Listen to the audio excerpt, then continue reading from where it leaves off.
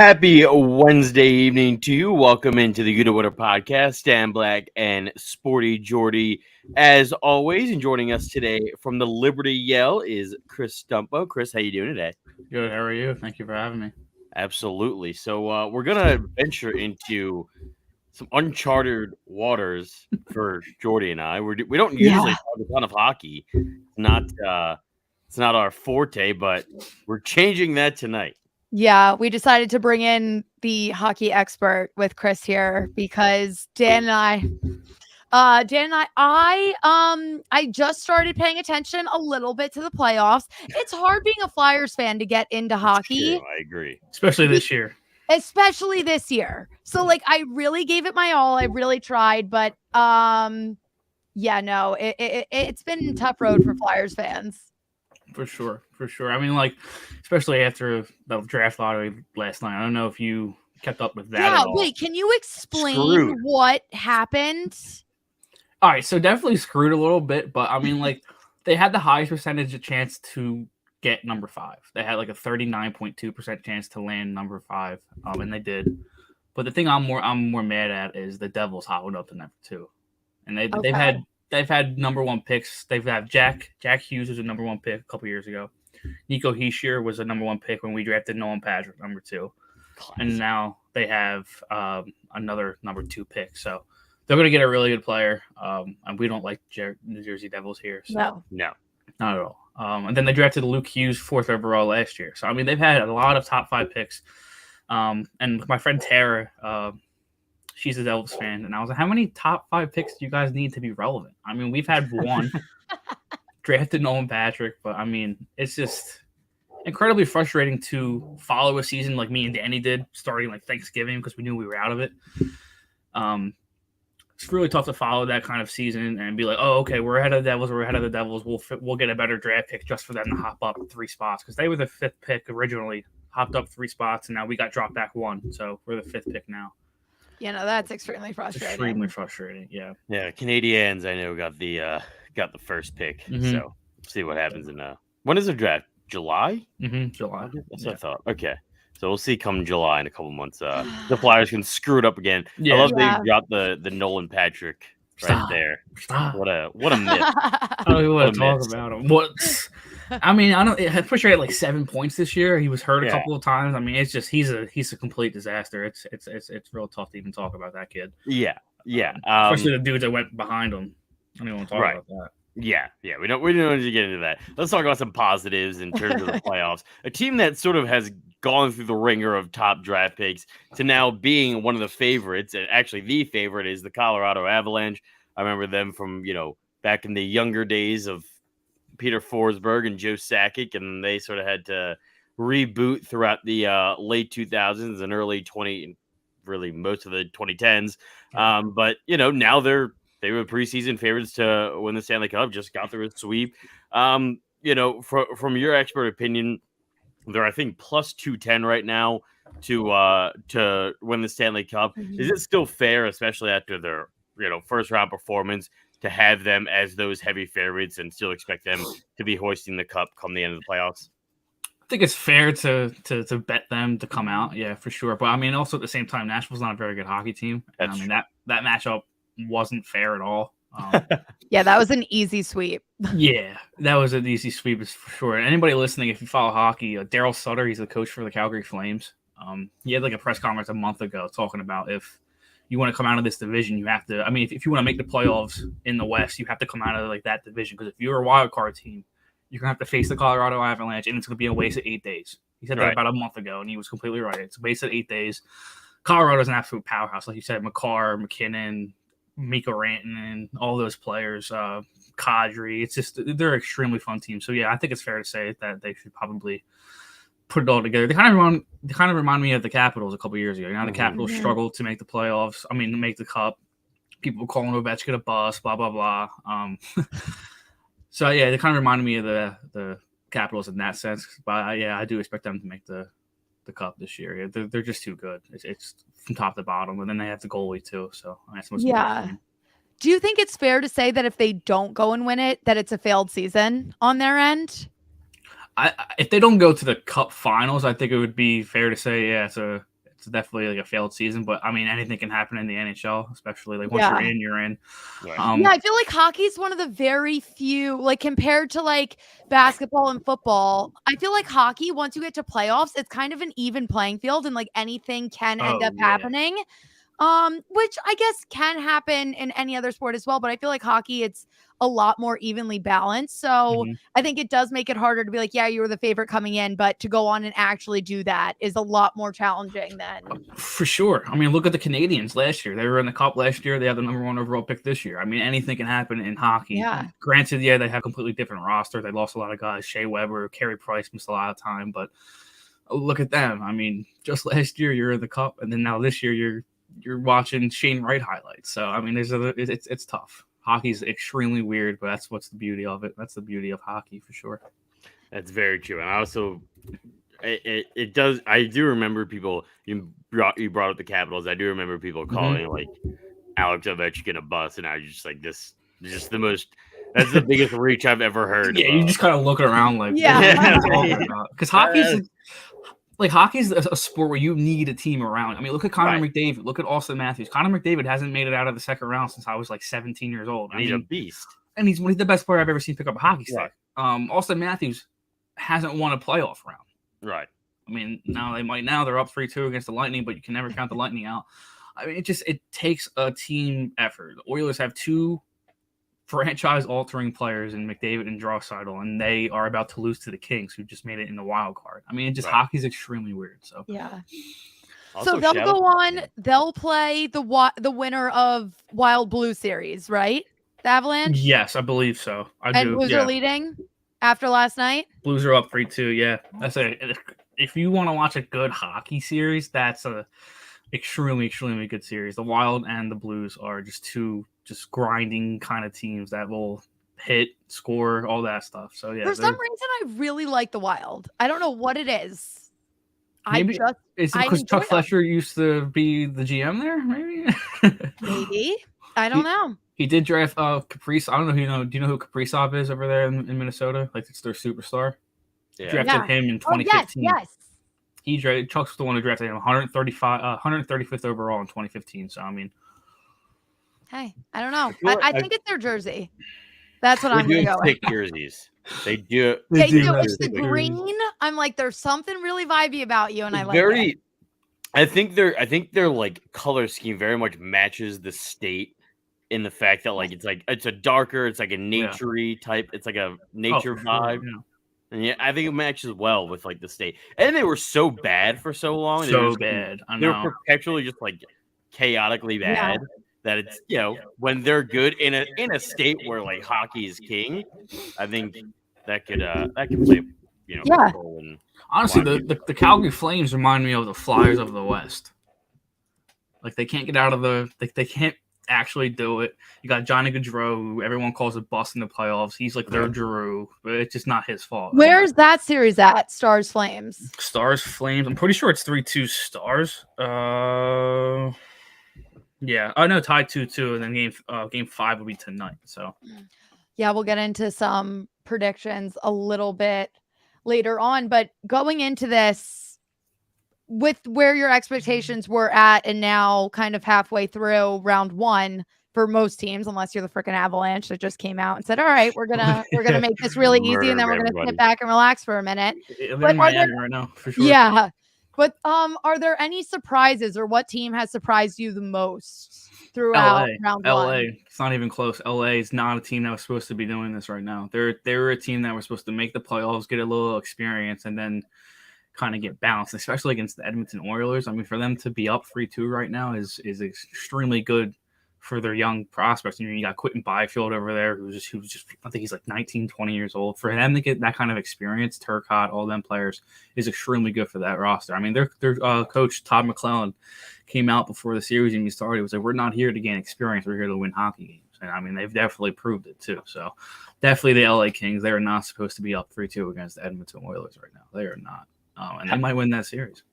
How surprised, I was going to mention that series, but also the Florida-Washington series, probably a lot closer than, most people expected.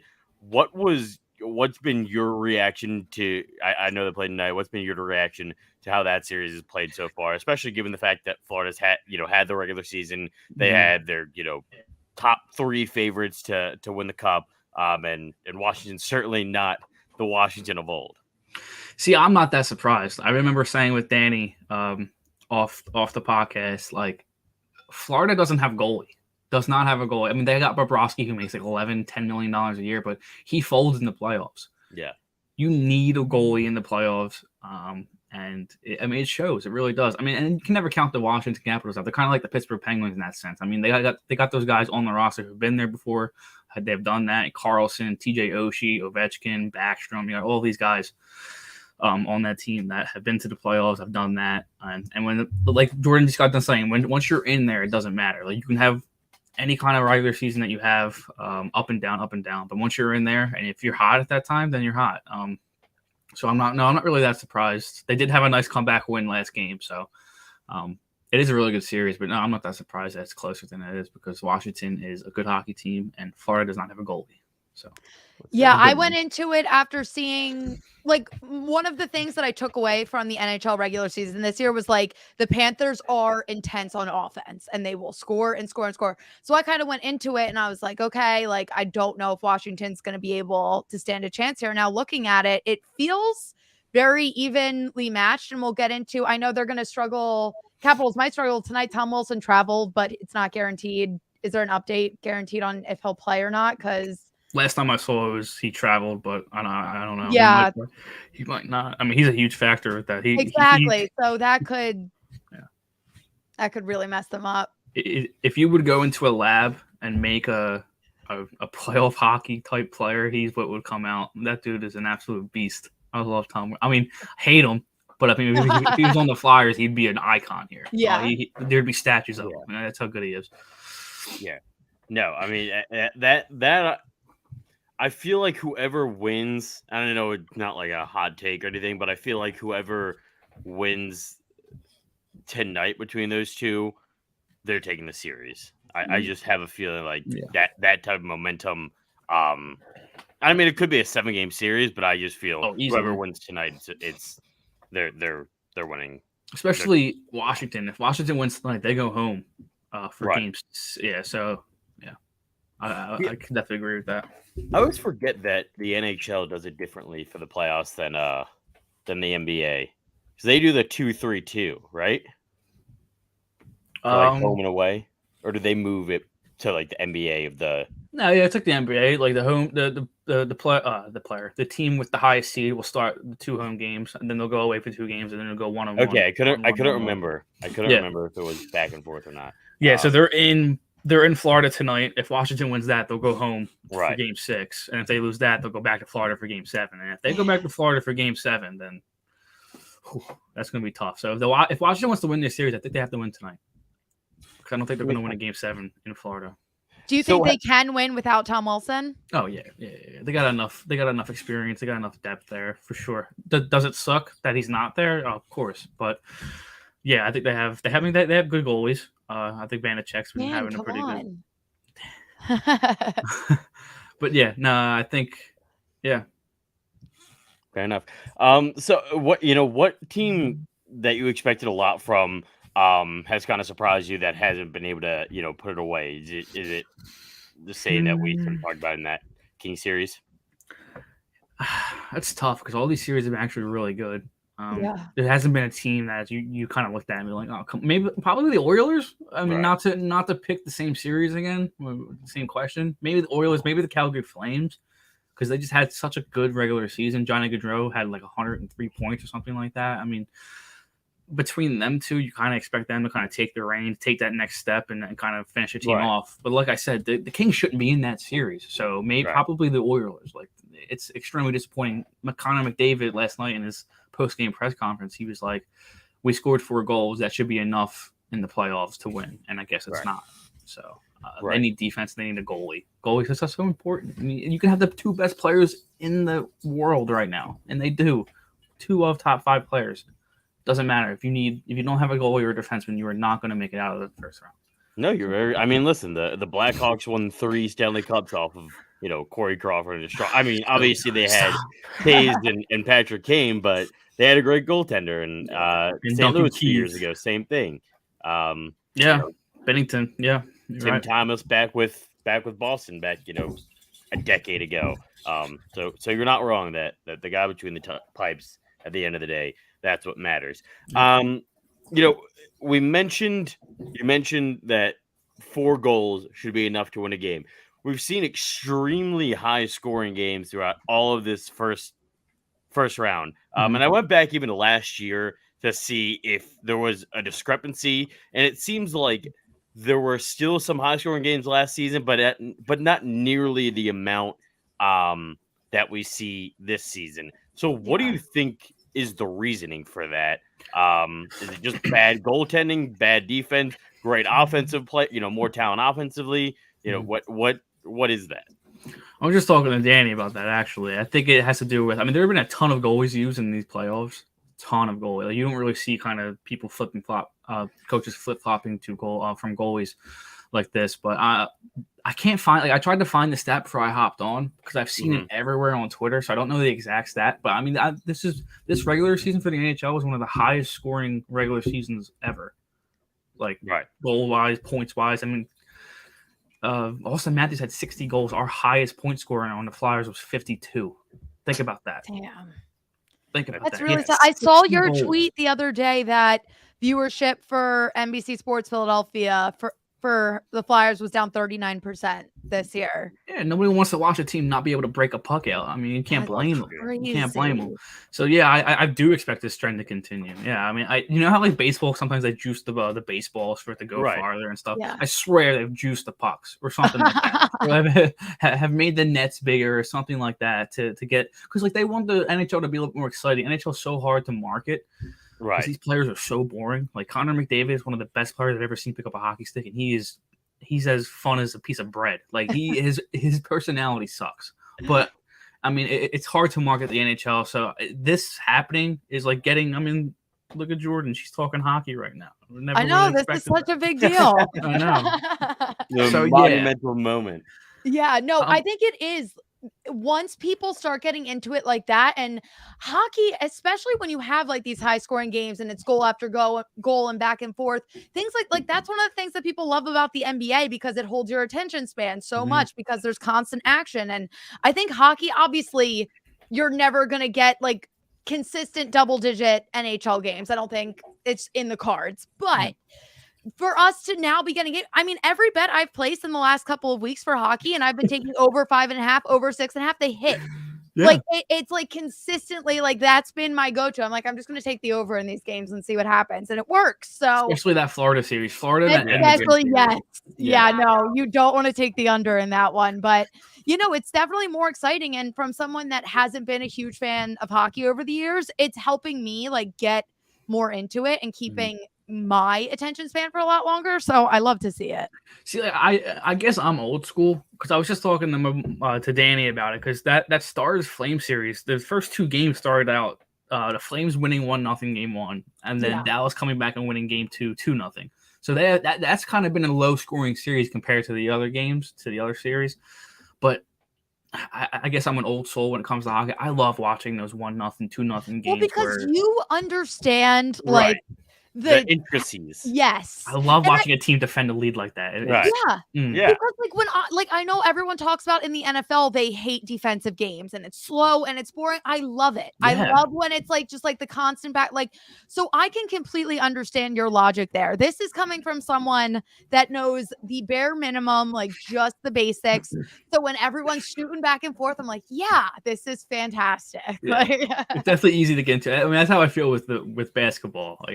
Okay. The ball's going in the bucket. That's good, right? Yeah, exactly. This works. No, exactly. And I think your point of marketing the NHL, I think, is very interesting, because it's not something that we really talk about as much. We talk about the marketing of baseball, how poor they do, how poor of a job they do. Because that's awful. Right, that's awful. Really bad. But we never really talk about, and I think the reason people never really talk about hockey in the same way is because I think people don't have the same expectations, if you will, from the players in terms of being global superstars. Mm-hmm. No, and not even like in a bad way, but like Yeah. I just feel like I feel like people grew up with like baseball players being like these well-known celebrity figures, and it's not the case nearly as much. But it's interesting that you mention hockey because I feel like hockey doesn't do a bad job of No. marketing it. I just feel like it's kind of more of like a niche sport where like either you're a hockey fan and into it or you're not.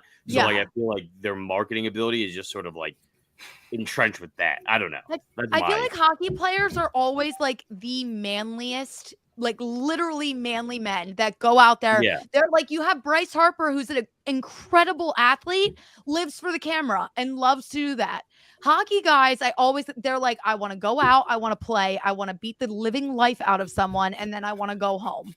And like, that's fantastic, but it's a different sphere. So I think, Dan, kind of like what you were saying, they're not going to go out of the way. It's like, this is what you're getting. Like everyone knows exactly what you're getting when you come into it. But I feel like the thing with hockey is there's such a loyal base where baseball, the loyal base that they had is dying. Right. So that's why I think it's not even as much. I mean, maybe it's a concern in Philly but it's literally because we suck. If the Flyers were good, the Flyers would have good viewership in Philly. I mean, the Flyers were. I mean, yeah, the city of Philadelphia is good with that. If you're a good hockey team, they're going to show up. They're going to pack that stadium. Yeah, I mean, that's the most frustrating thing about McDavid, because McDavid is, like I said, one of the best players I've ever seen pick up a hockey stick. So, but like him being boring is bad for the game. But then you look on the other side, Austin Matthews is probably the most marketable player in the NHL. He's already been on the cover of NHL twice already, and he's like Jack Hughes is good because he's cute. I see him on TikTok all the time. I don't see him on TikTok. That's the hockey TikToks I get. It's like girl crush edits of Jack Hughes. That's what comes up on my For You page. Listen, I've always argued that of athletes, like soccer players and hockey players, consistently best hair and most handsome guys, without a doubt. Oh, soccer players or hockey players? Both. I think hockey players have the best hair. Oh, yeah, for sure. And they all wear the same thing, too. It's fun. Yeah. Like when they're walking into buildings in their suits. Black suit in the winter. Hair back. Black pea coat. And like that's how I used to wear my hair when I used to play hockey, but now I don't. The beanie. Every now and again. Always have the beanie with the coffee in the hand. Yeah. No matter what. Even if they're in LA. Yeah. Exactly. Yeah. Even if they're in the heat, 80-degree heat. Always the beanie. Those types of guys. All right. Well, we got a few good games tonight. Okay, that I want your opinion on. First, we start off with Pittsburgh and New York. The Penguins are slight underdogs at plus 115. Rangers at minus 135 right now. 3-1 series. Who do you got tonight? Definitely the Rangers. I don't see them I don't see them losing 4-1. Shesterkin actually, I can't even blame Shesterkin. Their defense was absolutely terrible in Game 4. I mean, it looked like a QMJHL team out there defending the puck. But definitely the Rangers, and I would take the under on that one. I don't think it's good because the last game was such a high-scoring game. I don't think it's going to cuteness is a stat you can I don't think it's going to be that high scoring. I think the Rangers are going to look to clamp things down and kind of get away from kind of take that last game, put it out of their mind, and defend well tonight. I think that's going to be like the point that coach is going to want to hammer home tonight. So definitely the Rangers. For sure. So you're thinking under 6.5 tonight in that game? Yeah. I think it's going to be because if I was the coach, I'm walking in that locker room screaming we can score one goal tonight. I don't care. We're not giving up one. Yeah. You're winning the game 1-0. After the performance you just put in front of Shesterkin in Game 4, if you let up a goal, I'm going berserk. I'm throwing trash cans. I'm screaming.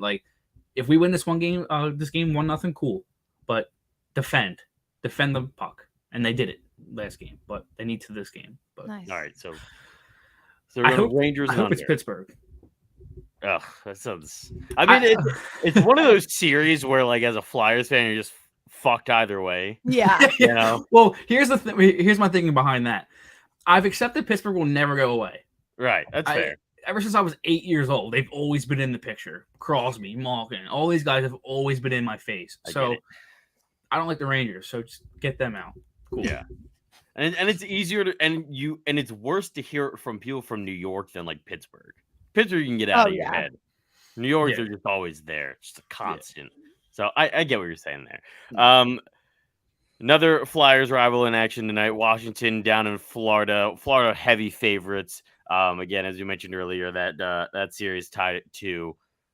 Do you like the underdogs, or are you sticking with Florida at home? I like Florida, especially the way they came back and they won that game in overtime last game. I do like the over for that one. I think it's going to be a high-scoring game because Florida is. Yeah. Bobrovsky worries me. Bobrovsky worries me because he always folds in the playoffs. And then if he gets pulled, it's going to be Spencer Knight, who did not have a good regular season. So I do like the over for that, and I do like Florida. But it's going to be close. That's going to, especially with Tom Wilson too. You got to keep that in mind. They don't have Tom. Yeah. Apparently. I parlayed Panthers -1.5 and over 6.5. What do you think my chances are of hitting on that? Panthers -1.5, and then the over at 6.5. I think you have a good shot to hit that. I do. Yeah. I think it's going to be I'm a high. hockey girl. Yeah, look at you. I think it's going to be high scoring for sure. We love it. Lock of the day. Yeah, it's my lock. If that hits, I'm gonna text you if that hits. That's a good bet. I might put that in myself. Thank you. You Guys, I'm honored. May tell you. Might tell you, and then blame you if it doesn't hit. Yeah, no, fair. I mean, that's 100% valid. All Jordy's fault if it doesn't hit. Yeah. All right, finally, Dallas heavy underdogs against Calgary tonight. I'm gonna assume you're going with Calgary. I took Stars +1.5. I'm gonna go with the Stars tonight. Are you going Stars money line? Not money line, but just in general. Okay. But I mean, so yeah, I guess money line. Yeah. I think even though because Johnny Gaudreau has been getting hammered all series. Oh, you can't score, you fold in the playoffs. It's kind of like the whole Giroux thing. And then I think he had a 3-point night last game, so good for him. But I do like the way that Dallas has responded to the losses this year. Like I told you, game 1 they lost 1-0, came back, won the game 2-0. That's really good in the playoffs for you to be able to come back after losing. Not scoring a goal to shutting the team out the other way. So I do think that series is going to go to game 7. I think it's going to be a 7-game series. So yeah, Dallas tonight, probably obviously Calgary the next game, and then game 7 is up in the air. You can't even predict game 7, especially in the NHL. They're absolutely insane. What do you think about the 5.5 total? See, that's tough though, because that's probably the one series in the entire NHL that hasn't been high scoring. Right. It hasn't. Like the highest scoring game was the 4-2 game in game 3, and it's nothing to that Florida Capitals series. Florida and Capitals are laughing at that. Yeah. Over what, 6.5 you said? It's 5.5. 5.5. Yeah, I like that. I do like that because game 5s tend to be a little bit more open than because the first couple games in the hockey playoffs, especially in the first round, the teams kind of like feeling each other out, especially if they're not familiar with each other. So, yeah, I do like that. Over 6.5. The 5.5 here scares me because I feel like this could very easily be a 3-2 game, and then you're like right on that cusp, and I didn't touch total points here. Yeah, and the other thing is, like, I feel like by game 5, you know your opponent so well. Plus, there's already like some animosity and some chippiness. Mm-hmm. So, like, I'm kind of with you, Jordan. Is like, I could definitely see a really chippy, hard fought 3-2 game, and then it gets screwed. Yeah, you're like, ugh. Oh, Dan, do you remember Michael Raffle used to play for the Flyers? He's gone into like 3 fights this series, and he's beat the crap out of Kachuk in like game 2. I was like, what am I looking at right now? Did he just beat the living hell out of Kachuk? Yeah, well, I mean, I'm not surprised, but that's what I'm talking. That that 5.5. Yeah, definitely worrisome. That's probably the one series in the entire NHL that you probably don't want to touch with the overs and the unders because it's so up in the air. But I do look over 5.5. All right, real quick, I want to get your Stanley Cup prediction. Matchup and winner. Colorado in the West. Okay. Without a doubt. I think, like you said in the beginning of the show, if they don't make it, it's kind of a bust for them. I think it's their time to shine. Feels like no one is like an easy winner out of the East. I want to say Carolina. Because they deserve it, but I don't think they're going to do it. Tampa. Oh. Yeah. Not again. Yeah. I was like, you can't count them out. You can't count them out. I know they played a lot of hockey over the last 2 years because they're back-to-back Cup champs. And they're down 3-2 right now. But if I had to put my money on it, Tampa. It's fair. That'd be a great series.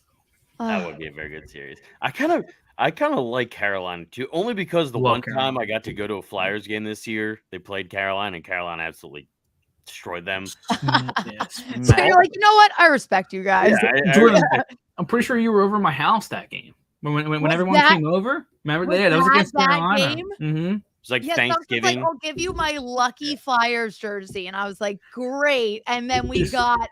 She put it on and just completely like didn't even fit her. Too big. It was horrible. It was horrible to watch. Yeah, no, we were shotgunning beers halfway through that game. No, I'm pretty sure we turned the game off and went to the bar. Like it was that bad. We definitely did. That did that. Yeah, it was ugly. Speaking of ugly Philadelphia sports games, this is a great segue.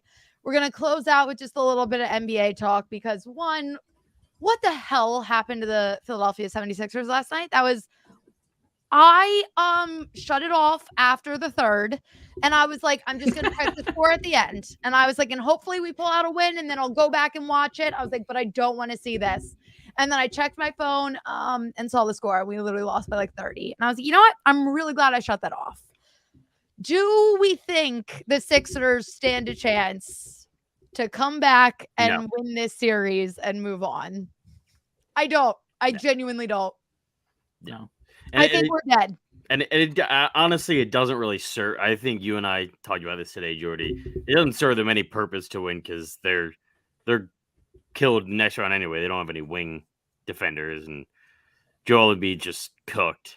Yeah. He just looks like the season just finally got to him, and James Harden's horrible. That was honestly one of the worst games I've ever watched.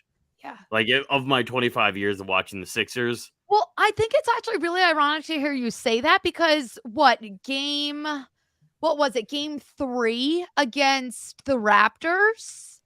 I said the same thing, and I was at that one. Was it game 3 or no? I think it was game 4 against the Raptors where we were at home. Yeah, and they just got cooked. Awful. And I was like, this is the worst performance I've seen in such a long time. And now circle back here. Later. And I'm like, oh shit, this might be the worst performance I've seen. No, it was horrible.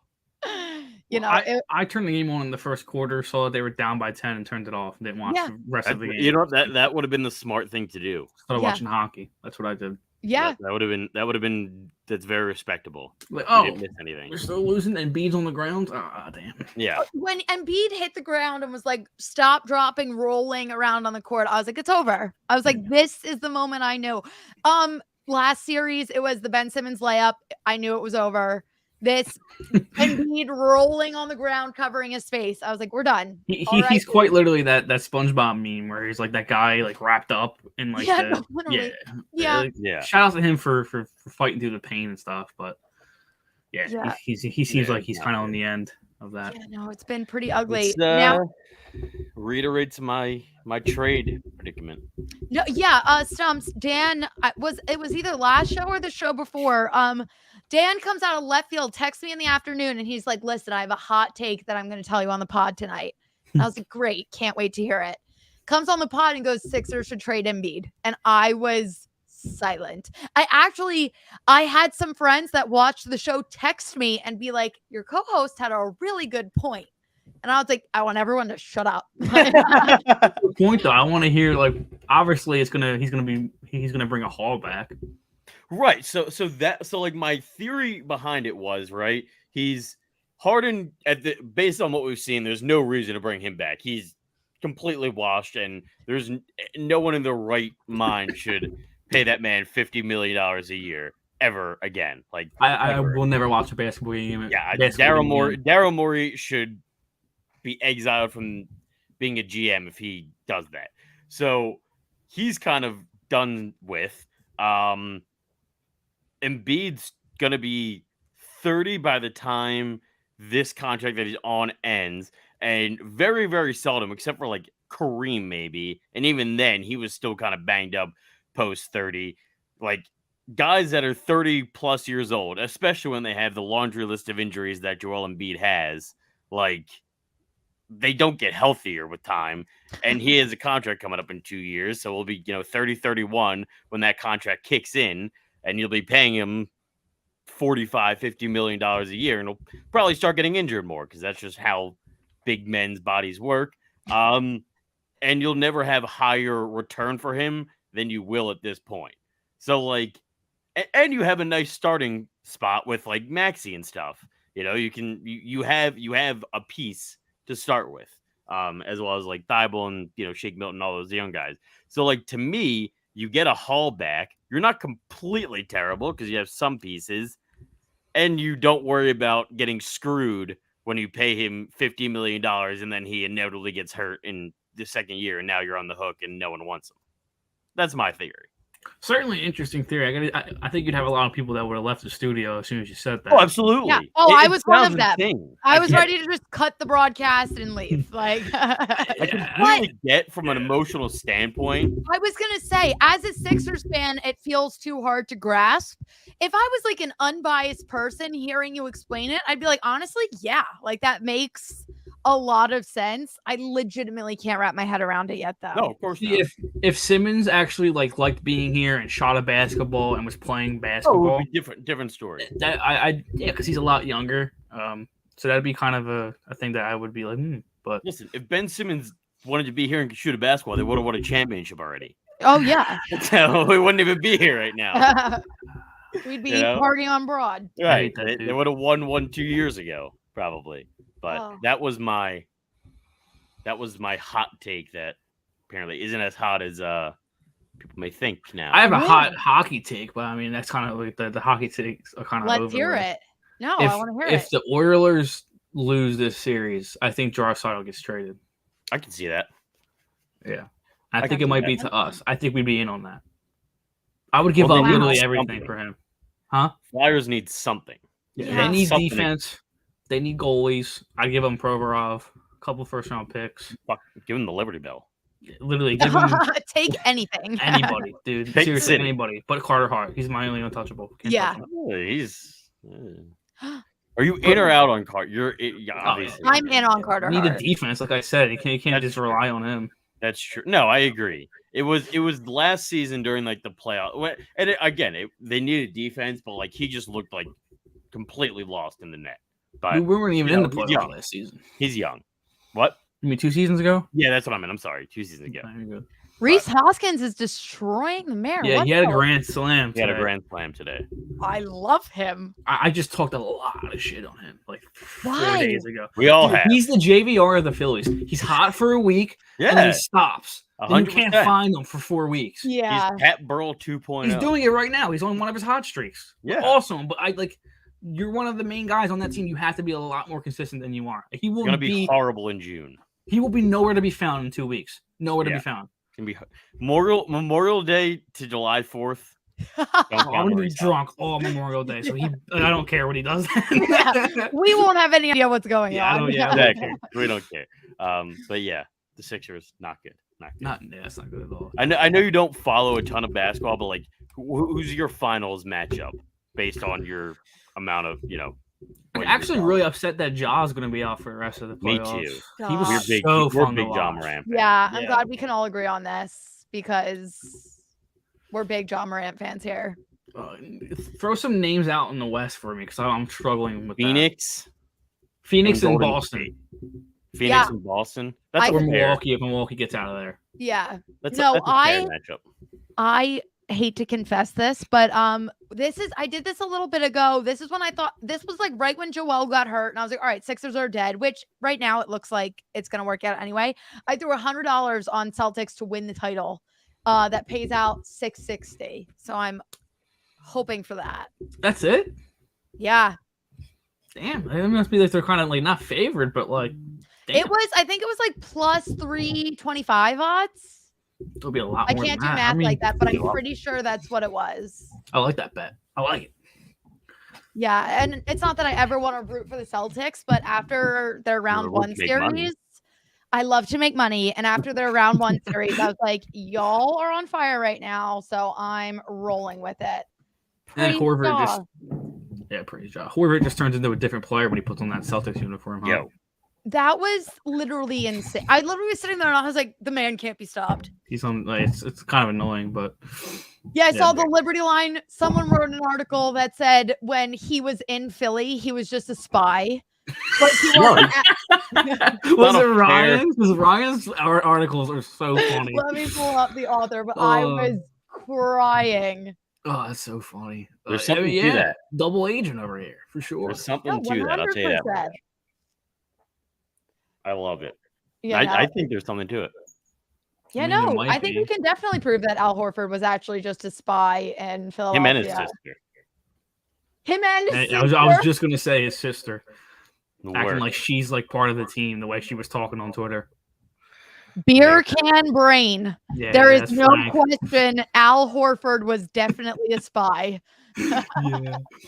What's it called? Like half of them just went to Miami too, so that's funny. Yeah, no, they hopped on a plane to watch that sad game. So I hope they at least got really good food, drinks, good weather, because the game was not good. No, not at all.